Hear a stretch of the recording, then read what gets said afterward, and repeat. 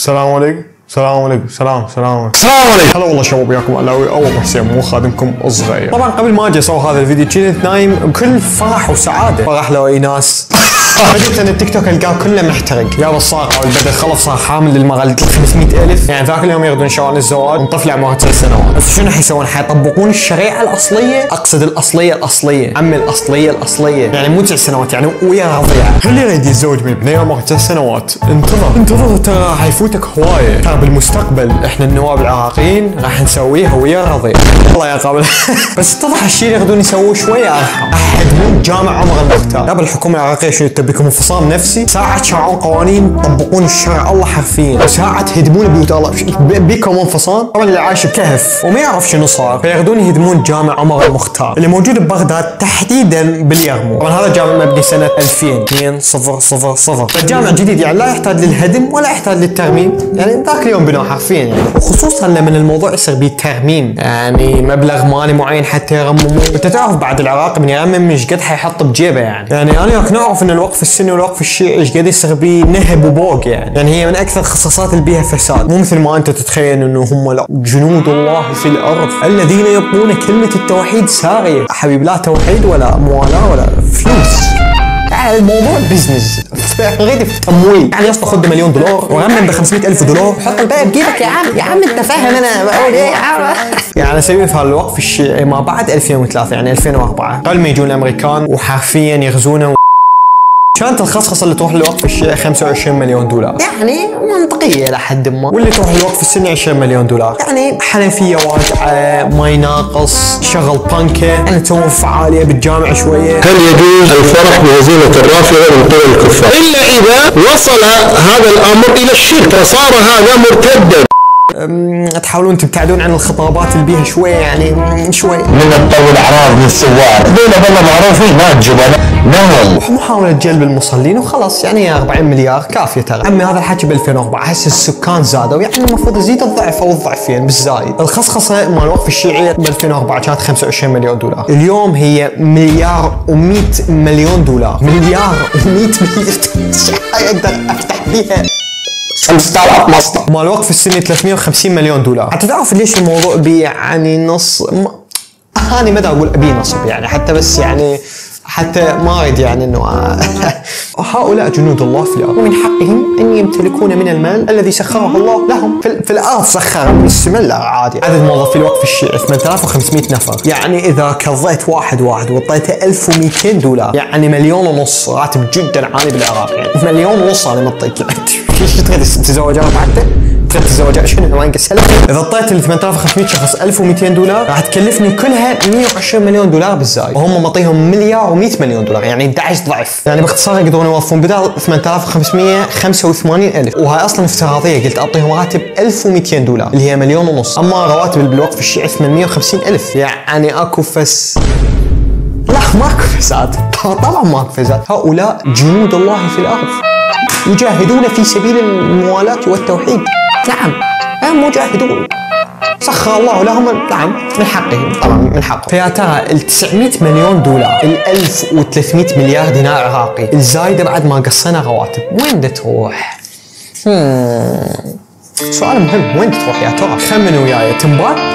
اكيد ما تنبال. ليش تنبال؟ هؤلاء يبتغون الشهاده في سبيل الله والعياذ بالله. شك واحد قال ان هم يبغون خلي يتعوذ من ابليس، لازم تتعوذ من الشيطان. استغفر الله واتوب. استغفر. انا اتوقع $900 مليون الباقي تروح لنشر التوحيد خارج بلادنا. اتوقع نشر الدعوة الإسلامية خارج العراق بطرق مختلفة. طبعا بغض النظر عن هالفلوس اللي تروح للوقف الشيعي، المفروض أصلا تروح مشاريع تشغل الشيعة، ويكون هاي الوقف يمول نفسه بنفسه، يعني مو كل سنة نعطيه جزء من المخصص، يعني $1 مليار، يعني حرفيا هذا مبلغ كمان فاك. بس أنا أتوقع أنهم ينشرون الدين خارج العراق، هذا توقع الشخصي. طبعا من بدت شوية تنتشر سالفة أنه يهدمون جامع عمر المختار، أهل المنطقة يسكتون؟ طبعا لا، فطلعوا مظاهرات إعادة تأهيل المسجد إعلانا عن رفضهم لتلك الخطوة. وما شاء الله العراقيين آخر فترة أي شيء يزعجهم صار يعني يطلعون مظاهرات على موده.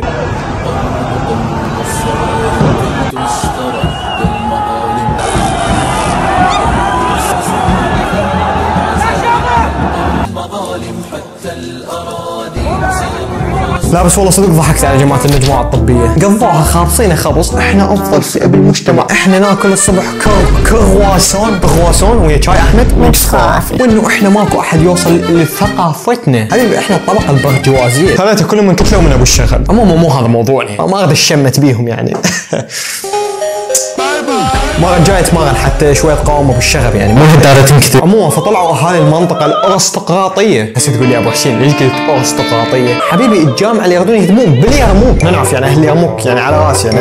بس انصدمت من شفتهم الظاهرين على مود جامع، لان عبالي هم اصلا ما يصلون يعني.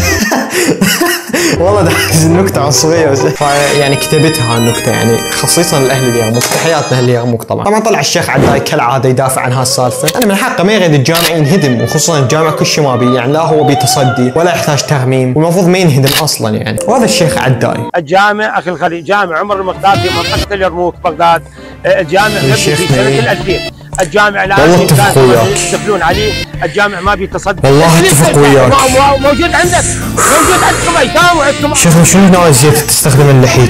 لكن انتهت كل هالسالفه بانه طلع ديوان الوقف السني وخرب المتعه وخرب الفيديو وخرب كل شيء، تصريح يقول بيه انه يا اخوان هذا الحكي كله خيط، ماكو هيك حكي، ايش بيكم هاي اللي يغمك؟ شو ماكو شو قبل طلعتوا الظاهر متاثرين بالمجموعه الطبيه؟ فانه قالوا ماكو هيك سالفه، والسالفه كانت انه هذا الجامع حينهدم على مود ينأخذ المشروع استثماري، وعلى اساس المتر الوحده حتنباع ب $10,000، لكن الوقف السني نفوا. تحياتنا للوقف السني. بشرى جميعا وانثروا اغلى الورود. إصدار مرئي لتنظيم الدولة الإسلامية في العراق والشام، هذا قبل أن يغير التنظيم اسمه إلى الدولة الإسلامية فقط ويعلن ما وصفه بالخلافة. تحياتنا للسنة والشيعة والأكراد والمسيح، أنا ما عندي تفريق بين أحد. شوي نلطف الاجواء. وقالوا انه مجرد جامع المخالفات بقى على احد المحسنين، احد جنود الله في الارض، وصار المسجد يسع 4000 مصلي، وهيك قاعات المناسبات الدينيه. الله سبحانه وتعالى من مقاتلها ودمر اعظم مبانيها. الشيخ وياكم يعني شباب، يعني لا تاخذون هذا الشيء بشكل جدي، تحياتنا للسن. ايضا طلعت امانه بغداد وقالت انه همت هذا الحكي كله مضغط وخيط وماكو حكي، وطلعت وقالت للمنظهرين وخصوصا اهل هالمنطقه، قالت لهم انتم منو قال لكم على هذا الحكي؟ انا جابنا على هذا الحكي، شرفنا على هذا الحكي. طبعا هيك معلومه على السريع من الفيديو. طيب هذا الجامع السابق هو عدال، طبعا تحياتنا للشيخ عدال الغريري على راسنا. وتقول لا لن نرتكش زانية والله انت شكتابي والله انت عربيك والله. يعني باختصار السالفه كلها طلعت انباء كاذبه، تخيل كلها يعني امس فاتح ستاند وكاميرا وسوفت بوكس ودفتر، دفتر كامل والله دفتر كامل. بعدين طلعت كلها انباء واخبار مو حقيقيه، بس يعني لعلك شوي يعني غيرت اجواء، ما غيرت اجواء؟ بغير اجواء بالفيديوهات الجايه.